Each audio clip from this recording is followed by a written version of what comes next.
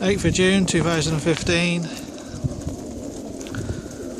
There's a crate train in. I've just driven around a few miles, come back, and now I'm going to put the water on. I'm going to stay on for a few hours.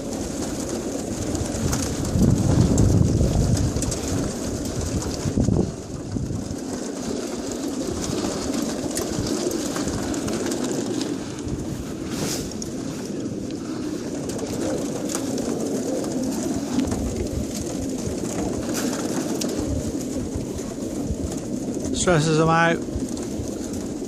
Takes a few hours to load them, but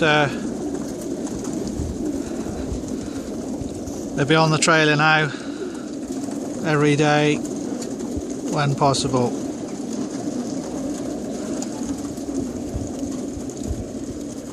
Till we get up to the 50-mile point.